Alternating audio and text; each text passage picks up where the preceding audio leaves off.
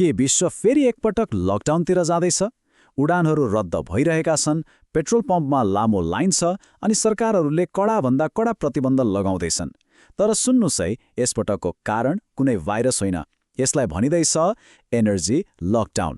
आउनुहोस् आज यसैको बारेमा गहिराइमा गएर बुझौँ, यो आखिर हो के र यसले हाम्रो जीवनमा कस्तो असर पार्न सक्छ। ल, प्रश्न एकदमै सिधा छ। के हामी फेरि त्यस्तै बन्देजको समयमा प्रवेश गर्दैछौँ? कोभिडको लकडाउनको सम्झना त ताजै होला, तर यसपालिको सङ्कटको जड त्यो बिल्कुलै फरक छ। यो कुनै भाइरसले होइन, अर्कै एउटा ठूलो कारणले हुन लागेको हो। हो, ठ्याक्कै। यसपटकको यो सम्भावित प्रतिबन्धको पछाडि कुनै महामारी छैन, बरु एउटा विश्वव्यापी ऊर्जा सङ्कट छ। अब हेर्नुस्, कारण त फरक भयो, तर यसको असर, हाम्रो दैनिकीमा पर्ने प्रभाव, त्यो चाहिँ हामीले भोगेको लकडाउन जस्तै हुन सक्ने देखिन्छ। ल, त्यसो भए यो नयाँ लकडाउन भनेको आखिर के हो त? सिधा भाषामा भन्नुपर्दा यो ऊर्जा सङ्कटले निम्त्याएको प्रतिबन्धहरूको एउटा लामो श्रृङ्खला हो र यसले हाम्रो जिउने तरिका नै पुरै बदल्न सक्ने सम्भावना छ। तर खास प्रश्न त यो हो, हामी यो अवस्थामा आइपुग्यौँ कसरी? यो सङ्कट हेर्नुस्, रातारात आएको कुरा होइन। यसको पछाडि त भूराजनीतिक र आर्थिक घटनाहरूको एउटा लामो चेन छ। एकपछि अर्को गर्दै तासको पत्ता जस्तै ढल्दै गएर यो अवस्था सिर्जना भएको हो। यो एउटा ग्लोबल चेन रियाक्सन जस्तै हो, बुझ्नुभयो? पहिलो कदम मिडल इस्टमा तनाव बढ्छ, दोस्रो स्ट्रेट अफ होर्मुज जस्तो एकदमै महत्त्वपूर्ण बाटोबाट आउने तेलको सप्लाईमा अवरोध हुन्छ, अनि तेस्रो र सबैभन्दा महत्त्वपूर्ण, यसको सिधा असरले अन्तर्राष्ट्रिय बजारमा तेलको भाव आकाश छुन्छ। ल, अब अलिकति कुरा गरौँ हाम्रो आफ्नो जीवनमा यसले के असर पारिरहेको छ भन्ने बारेमा। किनभने यो विश्वव्यापी समस्या भए पनि यसको असर अब हाम्रो भान्सासम्मै आइपुगेको छ। तेलको भाव बढ्दाको असर अब सामान्य मानिसको जीवनमा छर्लङ्गै देखिन थालिसक्यो। यसको असर कतिसम्म फैलिएको छ यहाँ हेर्दा प्रष्ट हुन्छ। हेर्नुहोस् है, जब पेट्रोल डिजलको भाव बढ्छ, गाडी भाडा स्वतः बढ्छ, अनि जब गाडी भाडा बढ्छ, बजारमा आउने तरकारीदेखि लिएर हरेक दैनिक उपभोग्य सामानको मूल्य आफै आकाश छिन थाल्छ। यो त एउटा आर्थिक चक्र जस्तै हो, जसको मारमा हामी सबै पर्छौँ। र सोच्नुहोला, यो भविष्यको कुरा होइन, यो त आजको यथार्थ हो।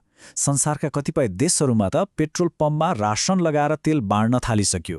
हवाई यात्रा त झन् विलासिताको कुरा बन्दैछ।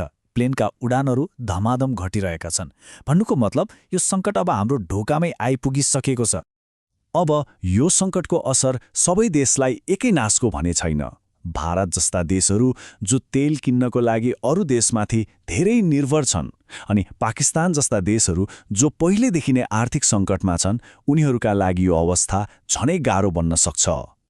खैर, समस्याको कुरा त भयो, अब अलिकति समाधानतिर पनि लागौँ।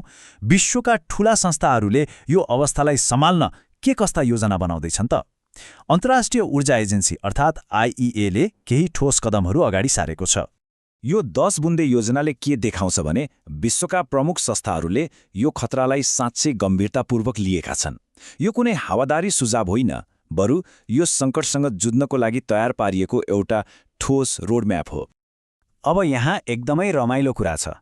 यी सिफारिसहरू हेर्नुहोस् त, अनावश्यक गाडी नचलाउने, हाइवेमा स्पिड लिमिट घटाउने, घरबाटै काम गर्ने, बिजनेस ट्राभल कम गर्ने। याद आयो? यी सबै उपाय त हामीले कोभिडको बेलामा पनि अपनाएकै हो नि। यसले के देखाउँछ भने सङ्कटको कारण फरक भए पनि समाधानका बाटा भन्ने उस्तै उस्तै हुन सक्ने रहेछन्। तर के हुन्छ यदि यी योजनाहरूले पनि काम गरेनन् भने? हो, त्यति बेला सरकारहरूले अझै कडा, अझै लामो समयसम्म चल्ने उपायहरू अपनाउन सक्छन् र ती उपायहरूले हाम्रो जिउने तरिकालाई नै पुरै परिवर्तन गरिदिन सक्छ। एउटा सम्भावना छ डिजिटल पर्मिट सिस्टमको। कल्पना गर्नुहोस् त, एउटा यस्तो सिस्टम जहाँ कतै जान, गाडी चलाउन वा घरमा निश्चित मात्राभन्दा बढी बिजुली बाल्न पनि सरकारको डिजिटल अनुमति लिनुपर्ने। कस्तो होला? यसको मतलब के हो भने सरकारले मान्छेहरू कति टाढा र कति पटकसम्म यात्रा गर्न पाउँछन् भन्ने कुरामा सिधै सीमा तोक्न सक्छ। जस्तै 1 महिनामा एक व्यक्तिले यति किलोमिटरभन्दा बढी यात्रा गर्न नपाउने जस्ता नियमहरू पनि लाग्न सक्छन्। र कुरा यात्रामा मात्रै सीमित नहुन पनि सक्छ। सरकारहरूले घर-घरमा र व्यक्तिले कति ऊर्जा खपत गर्ने भन्ने कुरामा पनि सिधै नियन्त्रण गर्न सक्छन्, ताकि ऊर्जा सबैलाई बराबर बाँड्न सकियोस् भनेर। र अब आउँछ सबैभन्दा महत्त्वपूर्ण र अलि चिन्ताजनक कुरा। विज्ञहरूले के भनिरहेका छन् भने यी प्रतिबन्धहरू अस्थायी नहुन पनि सक्छन्। मतलब कोभिडको लकडाउन जस्तो केही समयपछि सकिने होइन। ऊर्जा सुरक्षाको नाममा यी नियमहरू हाम्रो जीवनको एउटा स्थायी हिस्सा नै बन्न सक्छन्। अन्तमा यो सबै विश्लेषणले हामीलाई एउटा निकै गम्भीर प्रश्नको अगाडि ल्याएर उभ्याउँछ। एकातिर छ देशको ऊर्जा सुरक्षाको आवश्यकता अनि अर्कोतिर छ हाम्रो व्यक्तिगत स्वतन्त्रताको हक। यी दुई बीचको सही सन्तुलन त्यो के होला? सायद यही प्रश्नको जवाफले हाम्रो आउने भविष्य कस्तो हुनेछ भन्ने कुराको निर्धारण गर्नेछ।